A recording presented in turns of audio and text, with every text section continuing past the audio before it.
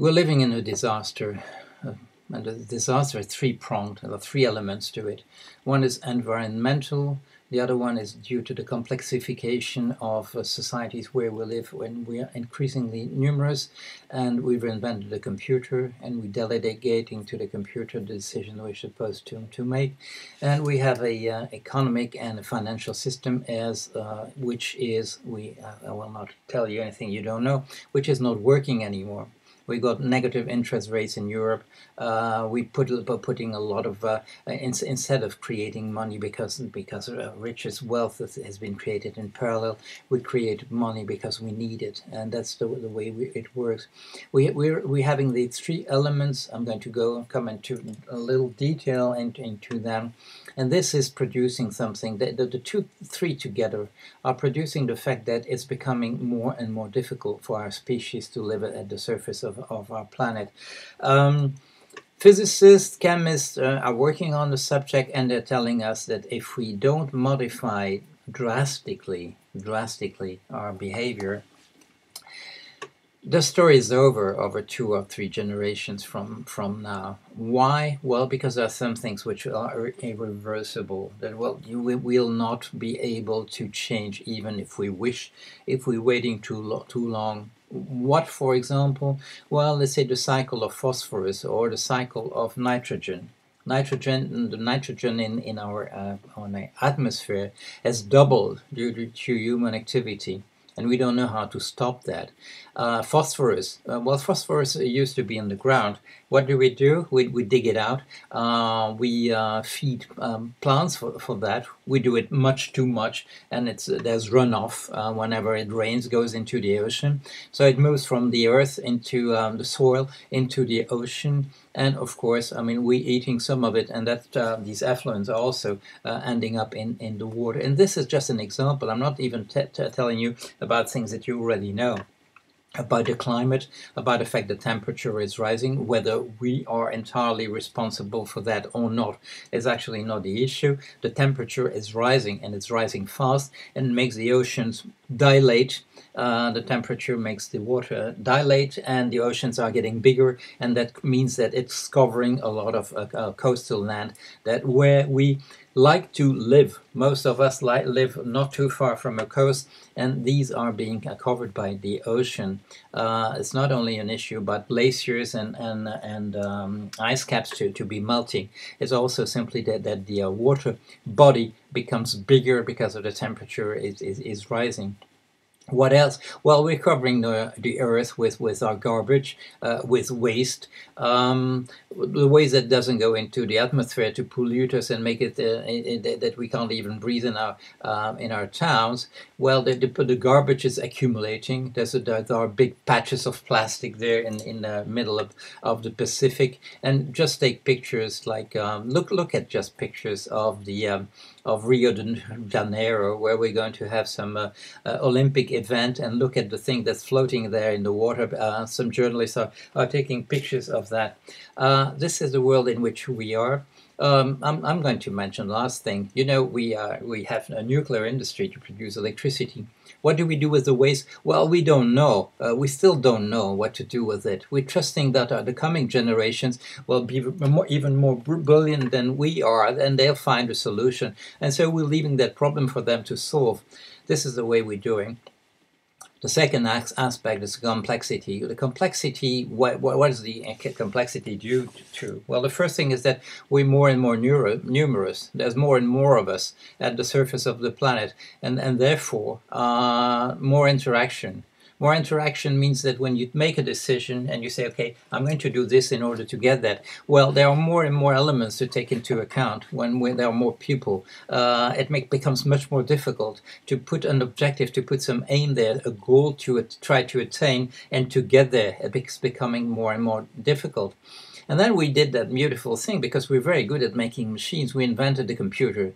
And then in the at the end of the 1970s, early 80s, then we had the personal computer. And you know, we don't even know what a computer is anymore, because we got here one in our telephone. Well, they're all over the place. Sometimes they'll be in a chip that will support on memory or do something else into ourselves. Some people are already prepared to have something, you know, to be grafted on a little. A little computer there. What do you call that? Yeah, anyway, you have something there under the skin, and when you pass the door, you do that, and you know, you don't even have to look for your wallet to find something out, to get something out of it, and a chip, and so that was wonderful. It was wonderful, and except that, well, I mean, robots are better than we are at making things. You can see these ads, you know, for robots. People say these are wonderful machines for helping people in the work environment. And then when you look at the little video to try to find a robot working with somebody there in the working environment, well, no, you see on the picture, on the video, what do you see? You see the robot going very fast, doing something on its own, without a human being inside. Yeah, you can sometimes see a picture where you see a million robots a million robots there in the plant making something, and you see 2 or 3 human beings between them in order to supervise, to see whether things are going right. The machine is coming there. If you're not replaced by a robot in the factory, you're replaced by a piece of software in the work you were doing in some office somewhere. Well, the computer is doing it now. It's doing better than you, and it's going much faster. We're doing high frequency trading on the stock exchange, and what do the computers do? They do 2,000 transactions within a second. Put a human being in front of that, and ask that human being to understand what's going on. They can't. We cannot do anymore. There was a crash. It was in 2010. 28,000 operations had to be looked into in order to see what happened. How long did it take? 14 seconds. 14 seconds, just the time needed for human being to realize that something is going really wrong there. That's the way we do it. Why are there only 50% of robots on the stock exchange? Well, the reason is not they couldn't do it all on their own. They need human beings to be there, to be slow to make mistakes. They need the money. They need the suckers to be there. And the suckers, that's us. They need some lemon to squeeze, and the lemon to squeeze are us making decisions, because the computers are around and they can explore the whole offer, supply and demand on the market, and that's what they do. We're giving the computers the decisions to make. Have you ever heard of clever ammunition? Well, you know what a drone is, right? We put some robot there in the air, and we with the intention of killing some people, and there's still a human being there to make some decisions. But what is intelligent ammunition that we're working on now? Well, that's without the human being. It's going to make the decision, to take the decision on its own to shoot or not. We heard, that's very recent, I think it was in February, we heard the news that there's a big project in China of artificial intelligence. And what is the person who's leading that project saying? We need the army to work with us. Why the army? Well, the army because they have a lot of money, because countries put a lot of money into preparing for war. So artificial intelligence in China will be under the guidance of the Ministry of Defense. Is this what we want? No, we don't want that. Okay, so we're living in okay, let me mention just briefly, the economic and financial system. You've heard what happened. You know how good we've been at fixing what happened in 2008. You know that we worked very well and with a lot of effort in order to come with solutions, to find ways to repair, to remedy what had happened in 2008. And you know what happened to all these decisions we made, how to repair the system? They were vetoed by the financial industry. They didn't want them. They didn't want that. We have a big system. That's the economic system. It relies on the fact that some people don't have money and some people have money. The people who don't have money, they're going to borrow from the people who have money. and they're going to pay interest for doing that. And that means at the end of the process, the 10 years later, the 5 years later, the people who already have a lot of money, they will get more. That's called interest payments. There's a machine there to concentrate wealth. We know what happens. We know what the book by Monsieur Piketty about the concentration of wealth. Because it doesn't go fast enough with that system, what do? We allow speculation. Speculation makes it possible for people who have money to bet between them. And that makes it possible for some to lose and for some to win money. And speculation is not something which is out of the system. 40% or 50% of the money lent by the banking system is for speculation, to make the winner even bigger, to make the winner takes all. That's what we do. We have that system. It's extremely fragile. We tried to make an effort after 2008 to repair it, but the financial industry vetoed what we proposed. So the system is increasingly fragile. The whole thing is breaking down.